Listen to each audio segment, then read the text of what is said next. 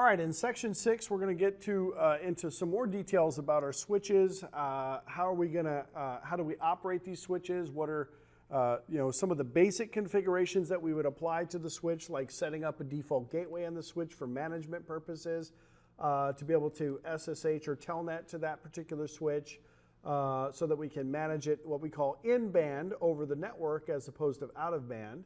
We'll also take a look at some of the basic switch functions. This is a pretty quick section here, not too difficult to go through, but we're again talking about how do we access the switch not only locally within our subnet, but how do we access the switch remotely over a different network, and how do we configure and administer the switch. So we're going to take a look at the general requirements for setting up a switch into the network itself. What about those LED indicators? How do we recognize what's happening with the switch based on what the LED panel shows us? How do we access the command line interface? What are some of the basic configurations that we're going to apply to our switch to be able to access and manage that switch? And then we're going to finally wrap up by looking at some of the show commands to verify the status and the operation of the switch itself. We have another discovery that we'll be doing in this case as well. So this is just an example of one of those stackable switches. This is actually a relatively, well, I wouldn't say old, but one of the older types of switches that Cisco has, a 2960. It's a fixed configuration model switch. It's got 24 10100 Ethernet ports. That tells you that it's old. And it's got a couple of gigabit Ethernet ports as uplinks. And then on the back, it has its console port. We already talked a little bit about what the purpose of that console port was. You see this port right here? You guys have probably seen these on your switches before. Anybody have any idea what that port is for?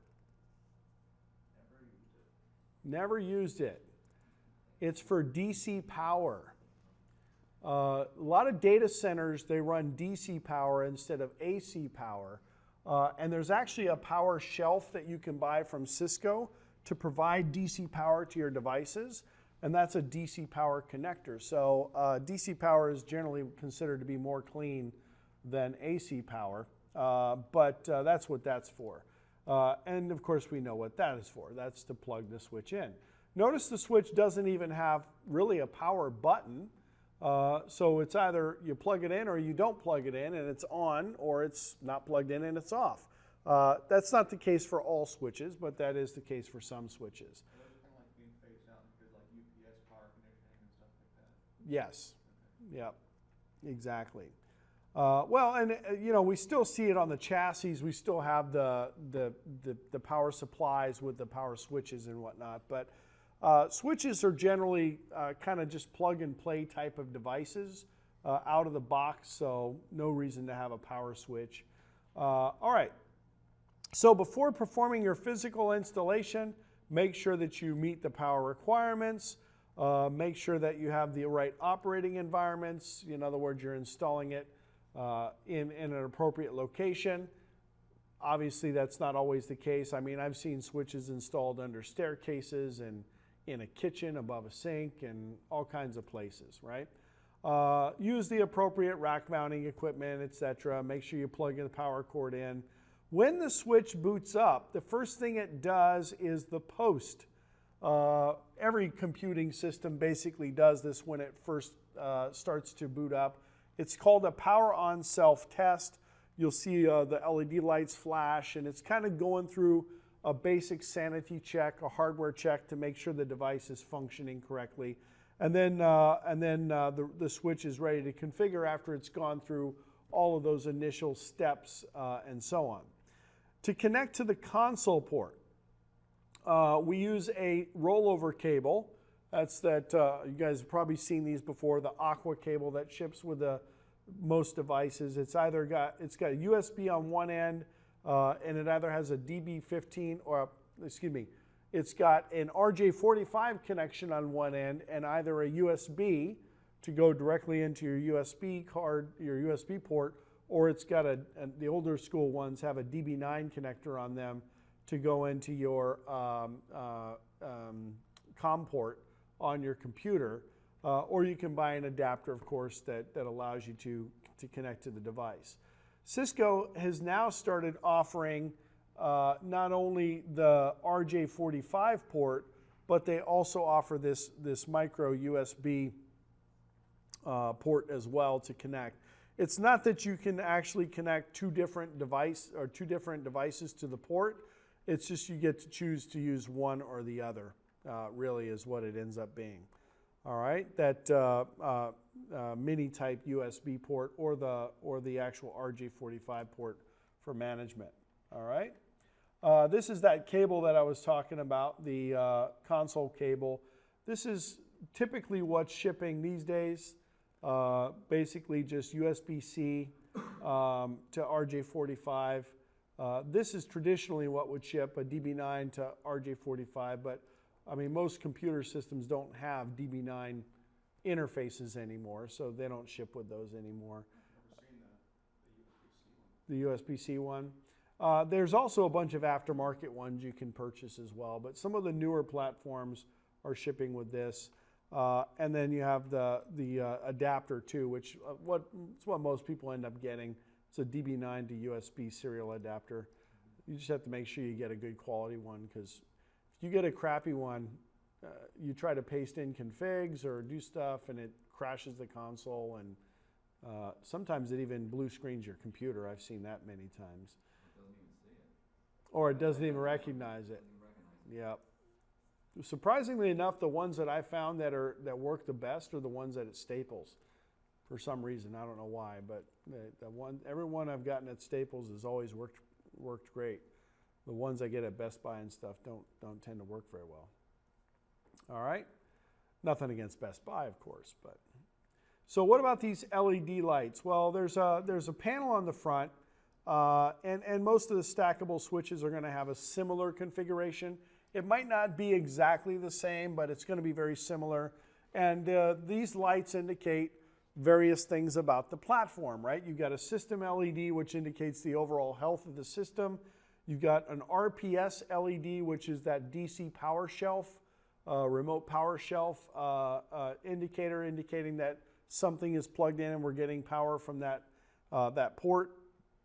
You got a status LED, a duplex, a speed. So what you would do is you would actually push this mode button and it would roll through status, duplex, speed, PoE, and these ports here would change and would reflect essentially whatever mode the switch is operating. So status is what it is by default. Status is just link status. Is there a device connected or is there not a device connected? And that would mean that you would just have a green LED to indicate the device is connected. If you push the mode button again, then it would move down to duplex, and then you would see the lights would be lit up for full duplex and the lights would not be lit up for half duplex and so on. You get the idea. So depending on what you're trying to see, you just push this mode button and that allows you to kind of scroll through and the port LED indicators would then indicate different types of functions. The mode button is actually also used to do password recovery and to bypass the boot configuration. So if you unplug the device and hold the mode button and plug it in, then it instructs the switch not to boot completely and it boots into ROM-on mode. So that mode button does more than just allows you to modify the display buttons or the displays themselves. All right. So they break down in the table here the different displays.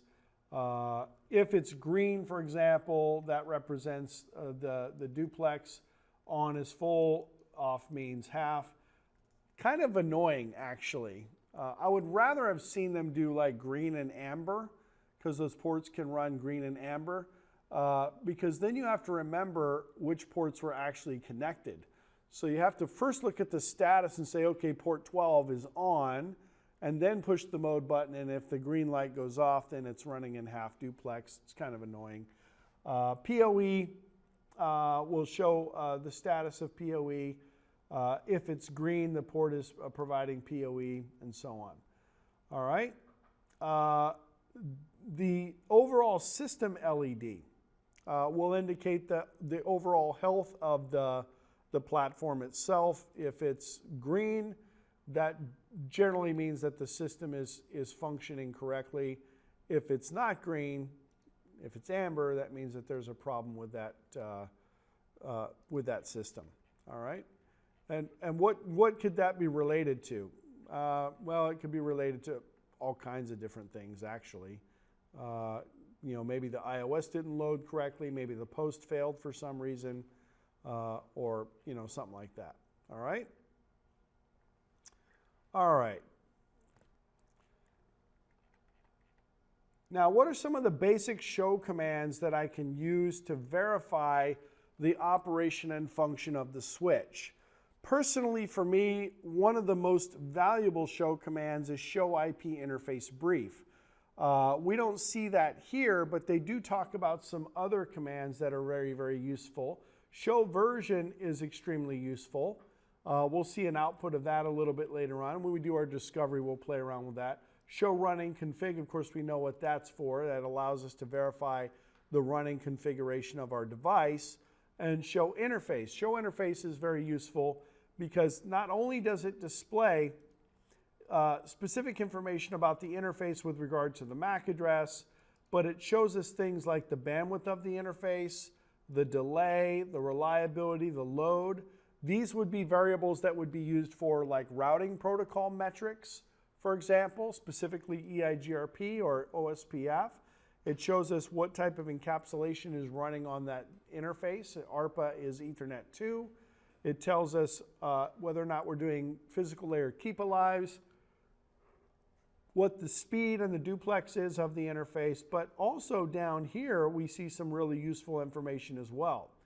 The output and input flow rates, how many packets per second, how many bytes of data, that can be pretty useful. But then we also see a bunch of information about possible error conditions that might occur on the interface. CRC errors, whether or not we're seeing any kind of framing errors and so on. So if we suspect that maybe there's some bad juju on a particular interface, we can look at those counters and see what those counters look like. My suggestion would be if you suspect that there's something like that happening, do a clear counters, clear the counters out, because those counters could have been counting for a year, depending on when the switch was booted up. Clear the counters and let it run for a day or so, and then go back and check those values, and you can kind of get a more accurate representation of what's actually happening in the network. All right? So some of the fundamental things that we're looking at, the first line, pretty important actually. Let me go back up to that because I want to make sure that you guys understand this. This line right here, Fast Ethernet 01 is up, line protocol is up. The reason why that's particularly useful is because that demonstrates the physical layer and the data link layer status of the interface.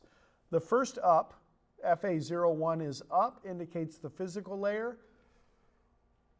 That means that we're getting a keep alives or we're getting our heartbeats on the line.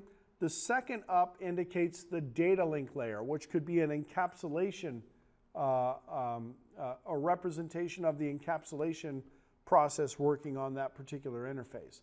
On a switch, you should probably never see a mismatched encapsulation or a data link layer problem, but on a router, it's entirely possible. I might be running PPP, he might be running frame relay. And we're going to have a data link layer problem there because we're running different data link layer protocols in that particular case. We can also see the MAC address. Remember we talked about in our previous discovery the difference between the physical MAC address versus the configured MAC address versus the burned in address. Those numbers generally should match, but they don't always have to match, as we saw in our previous discovery. All right. So again, we see the up indicates both the physical layer and the data link layer are working. If there's no way to see an up here, if there's not an up here. So what other possible combinations could I see in this particular output? Could I see a down? Absolutely. If there's no physical layer connection, there's not going to be any data link layer connection. I could never see an up-down. That's not possible. That would be magical. What about up? Obviously, physical and data link layer working. What's the other one? The fourth and final one that we might see. We could see a down up. That would be the third one, right? We could see a down up. No, not a down up. I'm sorry, an up down. We could see an up down. So the physical layer is working, but the data link layer is not. Down down. Physical layer and data link layer are both not working. Up up. They're both working. And then the fourth one, administratively down down. Right? Administratively down, down, meaning that the port is shut down. So that's obviously one we can see. We can see the media access control address, the MAC address, the speed, the duplex, interface traffic statistics, and so on. Those all very, very useful things for verifying the operation of the switch. All right? Another very useful command is the show version command. Show version allows me to identify what type of iOS version is running on the platform. In this particular case, we're running 15.01 SE3. It will identify how much memory we have, both DRAM, flash, and NVRAM. So this is the amount of DRAM, 65,536. And then it's kind of, it would have been down here, the amount of flash and the amount of NVRAM, but it would indicate that as well. We can see what types of interfaces we have on this device. We can see what image was used to boot the device, how the device was last rebooted.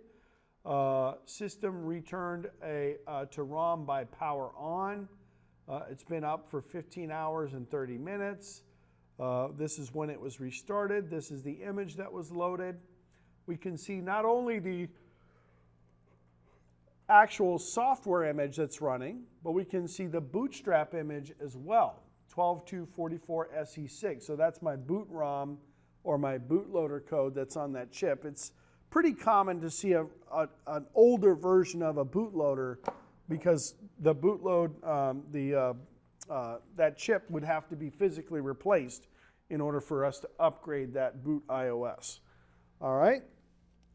Some of the other things that might be useful from show version, certainly the type of iOS that we're running. Also, where it says output omitted, we might see some licensing information, whether or not, and that would be more typically related to a router, if we see some licensing information. What type of license is applied to the platform. Is it an advanced routing license? Is it a unified communications and so on? We would see the MAC address. We would even see something called the configuration register. The configuration register in a Cisco device is used to identify how the device is supposed to boot. Is it going to bypass the startup config? Is it going to boot normally and so on? All right, so lots and lots of useful information here. Serial number as well. By the way, the processor board ID is not the serial number that would be used for, say, a SmartNet contract or a service contract from Cisco. You would be looking for the system ID, the system serial number, which again is not listed here because it's in this omitted section. All right, so there is quite a bit more information that's going to be provided from this output. All right, show run, we talked about that. Of course, show run is going to show us our active and working configuration. Tells us the IP version that we're running. It tells us, our general configuration and so on. All right, so we're going to go ahead and get into our next discovery, discovery number 3, performing basic switch configurations. All right, in our third discovery here, we're going to be doing just some basic configuration on our switch. We're going to go through and configure the host name on the switch, specifically switch 1 in this case, set up a v4 address, check the gateway, and then we're just going to use various show commands to verify the functionality of the switch. It's still the same basic topology that we've been using throughout the first 2 discoveries that we went through. But again, we're pretty much going to focus most of our attention on what we're doing with switch number 1 in this particular case. This is our configuration. There is already an SVI, and we'll talk about that in this section here. They don't really mention much about it in the lab, but I do want to talk to you guys about the difference between a VLAN and a VLAN interface, why we would have a VLAN interface, what the benefit of having a VLAN interface is on a switch, and what the purpose of that would be. Why would we have a default gateway on a switch if we want to be able to communicate to that device, and so on. We don't actually technically in our particular topology need a default gateway because we're not managing the switch from a different network, but we'll talk about that as well as part of this discussion. Even though it's not really technically part of the lab, I want to give you guys some additional information. So they want us to go into switch number 1, the console of switch number 1. Let me go ahead and pull that up and do some basic configuration. So you guys might actually already have the host name configured. I went ahead and cleaned mine out. But that's what the first thing they want us to do is go into privilege mode. So enable. And again, we haven't done any type of authentication configuration on the device, so it's not going to require us to authenticate. And they want us to go into global configuration mode and change the name of the device to SW1. So let's go ahead and do that. Config T, host name, SW1. We already know what that command does. That allows us to change the name of the device. All right, so in our particular topology, we're using VLAN 1 for the entire network. This is actually pretty important to understand because VLAN 1 is in fact the default VLAN on the network, but we can actually change from VLAN 1 to other VLANs, and tomorrow or the next day we'll probably get into our discussion of VLAN 1. There's a couple of typos here. The switch uses an IP address in VLAN 1 of 10.10.1.2, not 10.10.12. So there should be an extra dot there. But 10.10.1.2 with a mask of 255.255.255.0. So why would I put, what layer of the OSI model does the switch operate at? Layer 2, right. Why would I put an IP address on a switch then if it operates at layer 2 of the OSI model? For management, right? I want to be able to manage this switch. I want to be able to access the switch from a remote network or from my own local network, so I don't have to always plug into the console of the switch to be able to manage that switch. So we would apply an IP address to the switch for that purpose. Now, let's go ahead and investigate why that is, or how it's configured. And this should already be configured on your guys' switches as well.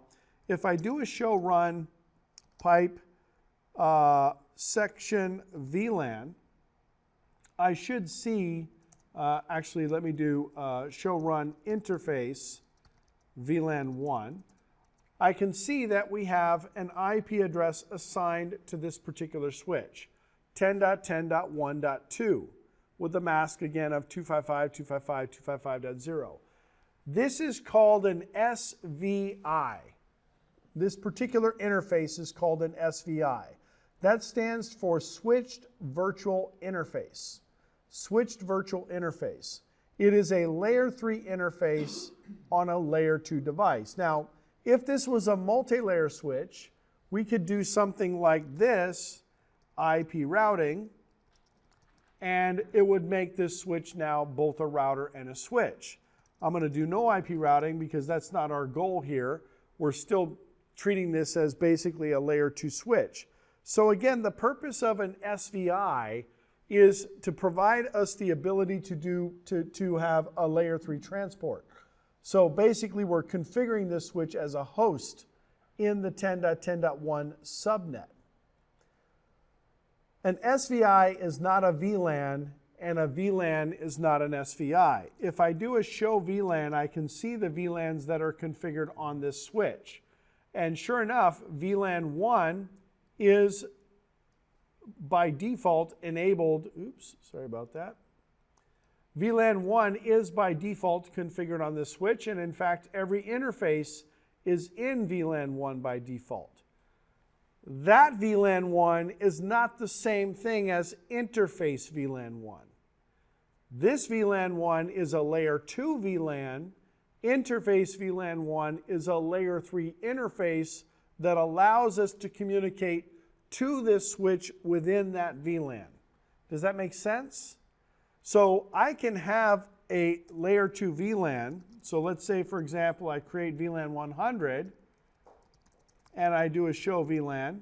I now have VLAN 100 in my database, but I don't have interface VLAN 100. All right? Subsequently, I can actually come in here and I can say interface VLAN 200, IP address 200, 200, 200, 200, 255, 255, 255, But if I do a show VLAN, I didn't create VLAN 200, but if I do a show IP interface brief, pipe include VLAN, I can see that I have VLAN 200, interface VLAN 200. Now granted, interface VLAN 200 without VLAN 200 doesn't do anything. There's no way to use that interface without having the layer 2 VLAN as well. My point is that these are uniquely different things. An interface VLAN is a layer 3 concept. The VLAN itself is a layer 2 concept to create these kind of logical broadcast domains at layer 2. All right, so I can take out that interface, no interface VLAN 200, no VLAN 100 to kind of get back to my original configuration. I just want to make that distinction because that's pretty important. VLAN 1 happens to be the default VLAN on all Cisco switches. And you can't actually get rid of VLAN 1. You can't delete it, you can't shut it down, you can't even change its name. But you can not use it, meaning that you could put all your ports in a different VLAN if you wanted to outside of VLAN 1. We'll get into that in more discussion when we start to talk about our actual VLAN stuff a little bit later on. All right? Now it says here on VLAN 1 is in use, and we have the SVI for VLAN 1, 10.10.1.2 with this mask, but we have to enter interface configuration mode. We use the IP address to assign the IP address to that interface, and because it is a layer 3 interface, we have to do the no shutdown command. Remember, by default in Cisco's world, all interfaces are turned off, all layer 3 interfaces are turned off by default. So for example, if I come in here and I say interface VLAN 10, IP address 10.10.10.10, 255.255.255.0, and I do a show IP interface brief, pipe include VLAN, notice that VLAN 10 is administratively down. So I have to do the no shutdown command to bring that interface up. All right? Now it's not going to come up because I don't have VLAN 10 in my database and VLAN 10 is not active. So the interface is not actually going to come up because there's no way to use it.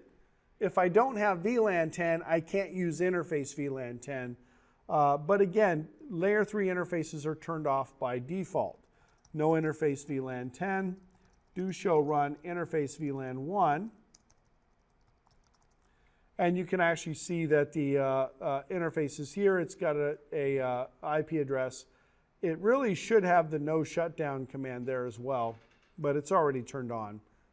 If I do a show interface VLAN 1, we can see that it's up. So it's operational, okay? I just want to make sure that you guys understood the difference between an SVI and the VLAN itself. All right? Another thing that's important to understand is why I would have this particular interface. So let's say, for example, I've got my switch here, and I'm trying to manage this switch. Let's do that again. I'm trying to manage this switch from my network. All right, so here's my switch, and let's say it just has an address of 1.1.1.1. Okay, now if I've got a PC and that PC's address is 1.1.1.55, do I need a router to get from that PC to that switch? No, because they're in a common subnet. And I don't need a router to get to a host in a common subnet. But what if I did have a router, and then there was some other network segment over here with a PC connected, and that PC is 2.2.2.2, right? The gateway here is 2.2.2.1. All right, so this PC's gateway is that router interface. If I want to reach that IP address, I would need that gateway to leave my subnet. We'll talk about that a little bit tomorrow as well when we get into our routing discussions. But I need this gateway to leave my network. This router is probably going to have an address within the subnet. We'll call it 1.1.1.10. So it's going to be able to send the traffic to 1.1.1.1. But what is the switch going to need in order for it to send its traffic back to PC 2.2.2.2? MAC address? How about a gateway? By putting an IP address on the switch, we're basically making that switch a host in the subnet.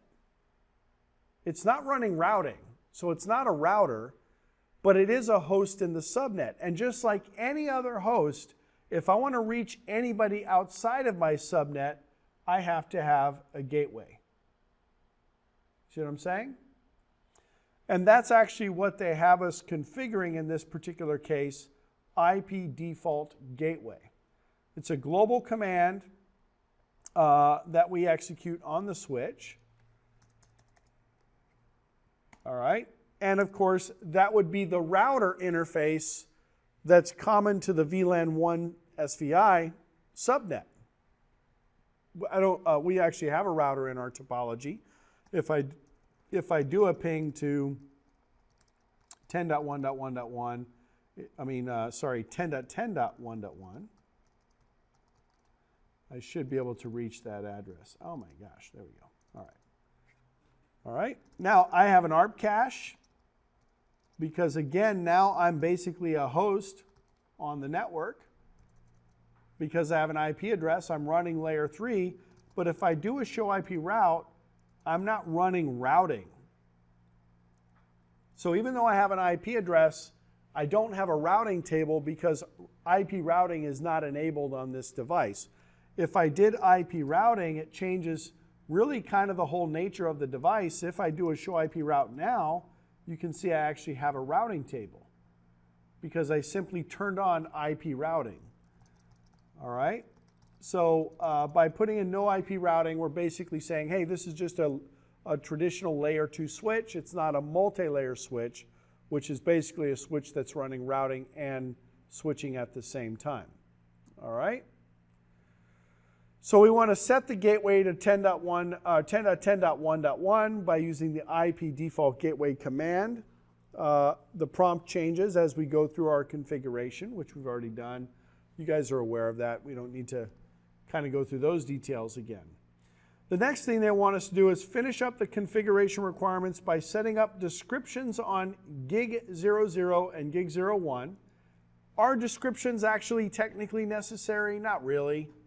You don't really have to have a description on an interface, but you can see how it could be beneficial, right? These descriptions are kind of lame because they don't really give us too much detail, but descriptions can be very, very useful for troubleshooting, for identifying, potential problems with the network and so on, or at least being able to map out the network and say what's connected to what.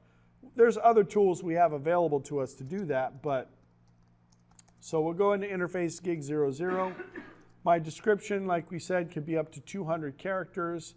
In this particular case, we're going to go ahead and just put this description. All right, and in interface gig 01, That's going to be our link to router 1, I believe. If I remember correctly. Oh, PC 1, sorry. Switch 2 is the one that's connected to router 1. PC 1. All right. All right. Let's kill that configuration mode. And then the last task, we're basically just going to go through and do some various verifications. Verify the host name, verify the address, verify the gateway, verify the descriptions, and so on. All right? So show run, interface of VLAN 1. Basically, it's just a show run, but we're filtering out specifically the configuration of VLAN 1. I could put a description on that interface as well, by the way. You know, I'm not limited to only doing descriptions on layer 2 interfaces. I could do descriptions on layer 3 interfaces. All right? The reason that VLAN 1 is active and the reason the VLAN 1 SVI came up is because we have active interfaces in VLAN 1. If I do a show VLAN, you can see that every interface is in VLAN 1 by default. So as long as I have an interface in the VLAN, the layer 2 VLAN that's tied to the SVI, and as long as at least one of those interfaces is active, then the SVI will come up. If for some reason these interfaces were moved to a different VLAN, VLAN 1 SVI would go down because we don't have any active layer 2 interfaces in the layer 3 domain. Also notice, by the way, since we're already seeing it, there's some default VLANs that are here as well. These are legacy LAN encapsulation VLANs like FDDI and Token Ring. Obviously, we don't really use those anymore. All right. But again, we'll get into the whole VLAN configuration concept a little bit later on. Another very useful command, as I mentioned many times before, show IP interface brief. This is really a very useful command because it allows you to quickly troubleshoot layer 1 and layer 2 because of the status column and the protocol column. There are some other commands you can run to verify the operational state of an interface. You can do show interface status, for example. This is actually kind of useful as well. This code doesn't do it. Show interface status. Nope, not in. There it is, status. I must have mistyped it before. Show interface status, very, very useful command as well. It gives us the description. It tells us if there's something connected to the port, what VLAN it is, what speed and duplex, and if it's running routing, or if it has an IP address, it will show us that as well. Let's go, actually it doesn't show us the VLAN interface. It only shows us the physical interfaces. But let me show you. Let's go to interface gig 33 and do no switch port and do IP address 5.5.5.5, 255.255.255.0. Do show interface status and 3.3. So we can see in this case, rather than it being a layer 2 interface in a VLAN, it's configured as a routed interface. There's nothing connected to it. But you know, I like show IP interface brief better. I think it gives me more relevant information to what I'm trying to troubleshoot, but a lot of people do like to use show interface status. It can be kind of useful, I guess. All right, show IP interface brief.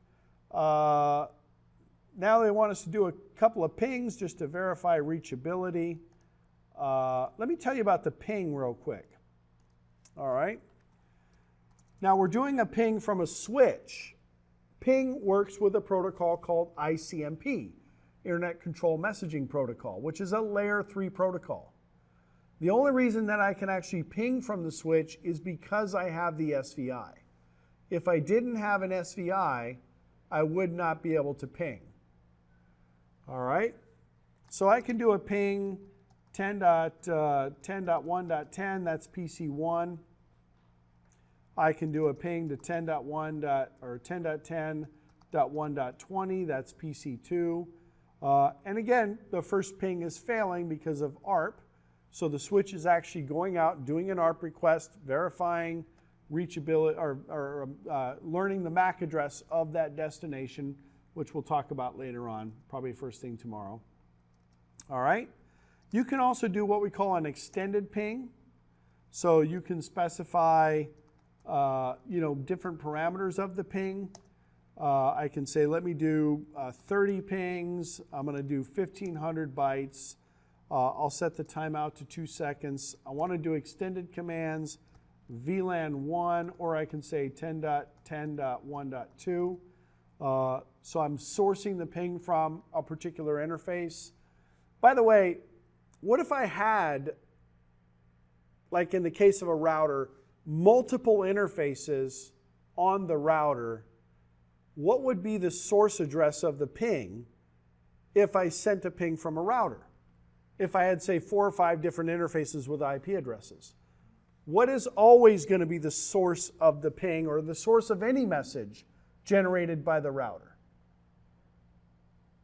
The source address is going to be whatever interface it goes out of. So if the traffic happens to go out of the serial interface, the source address is going to be that of the serial interface.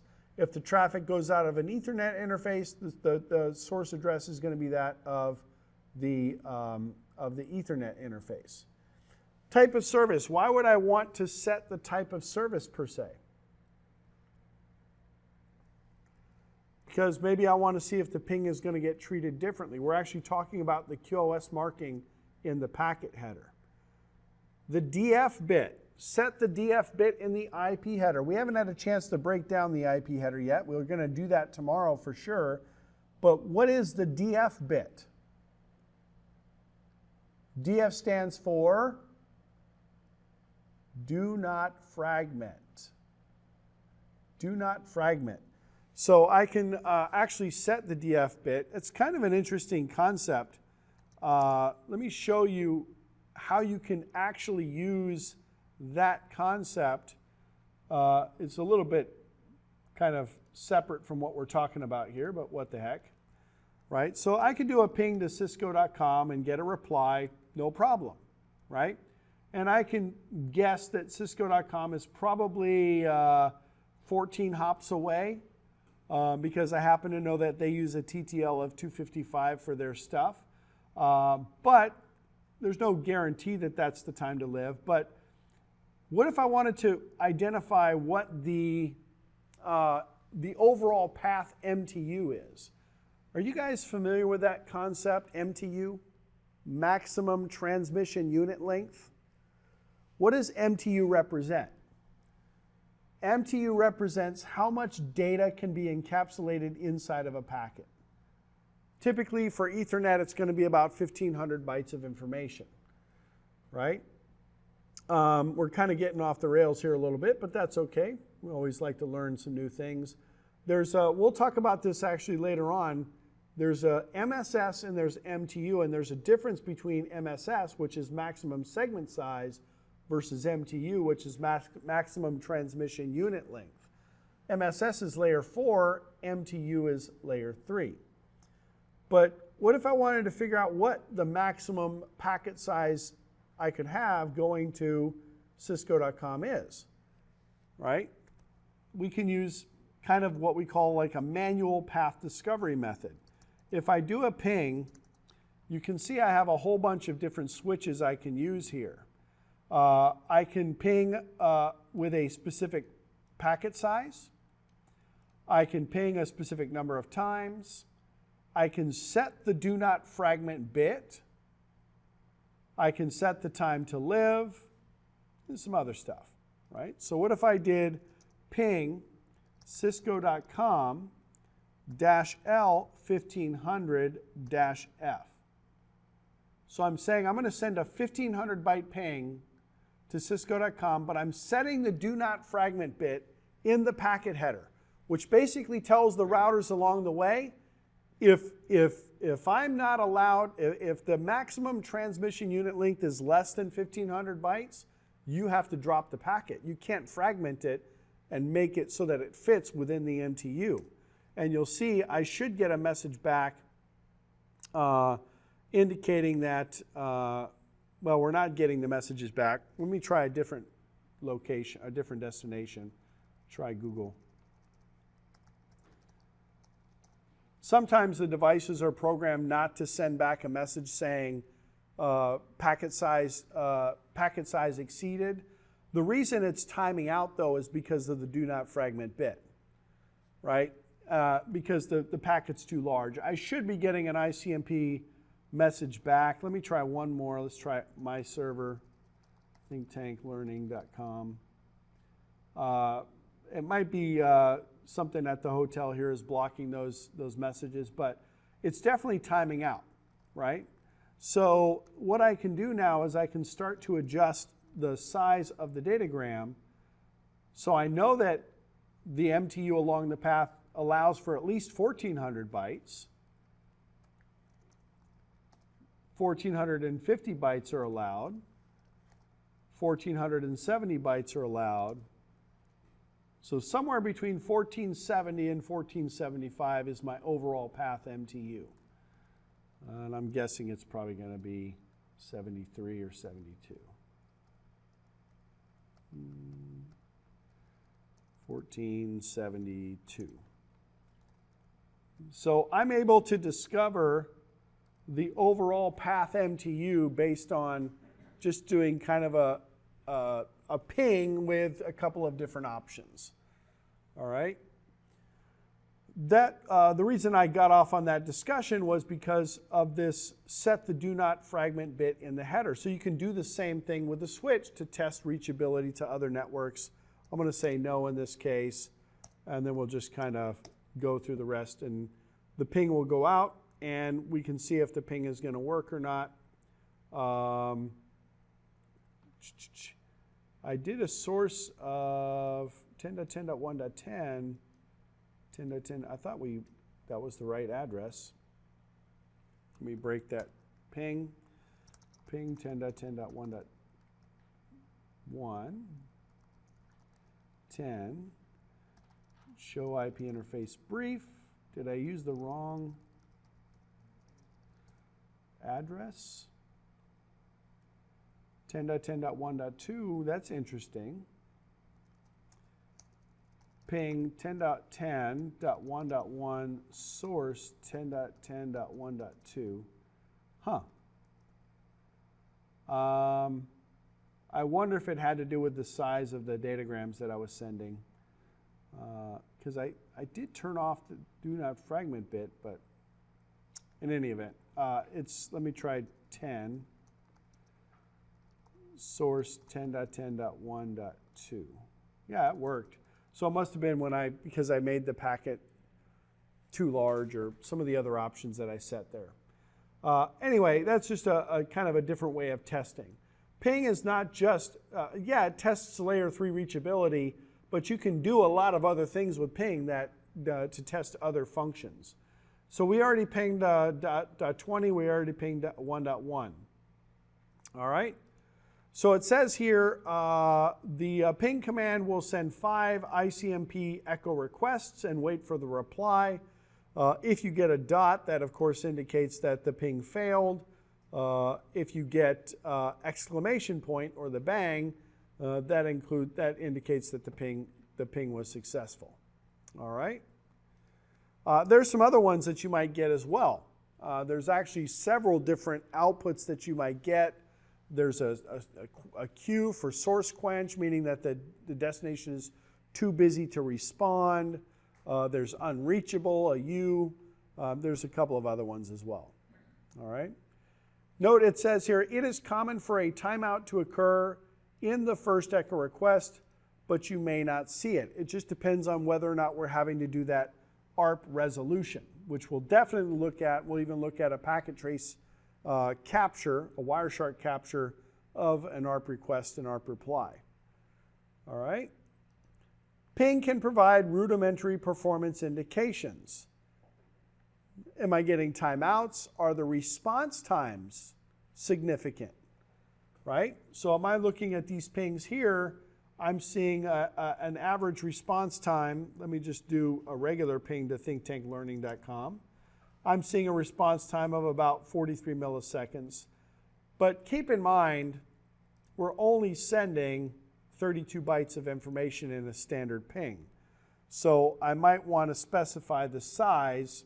Again, we can use the different switches to specify the size, -L for length.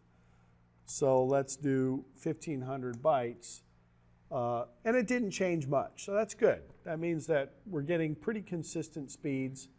The time to live we'll talk about a little bit later on, but that indicates how many hops I can go before that packet gets killed because it's exceeded the time to live value.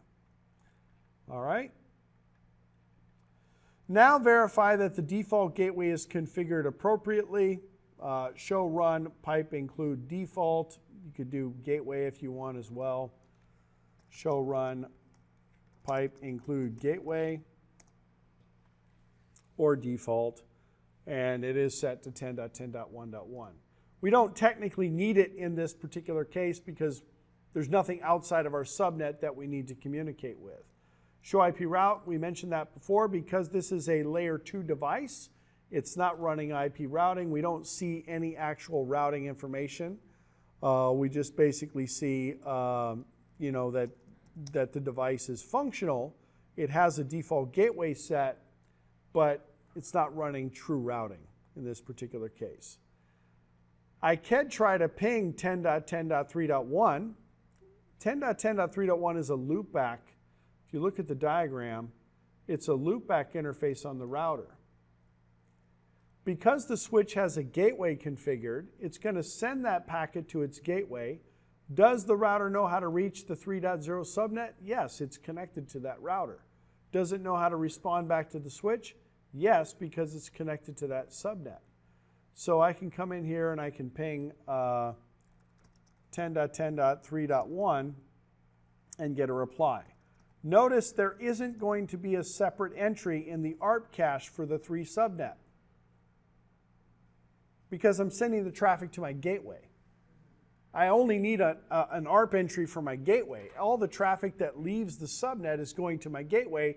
There's no reason to have a separate ARP entry for anything beyond my network because layer 2 doesn't matter beyond my network.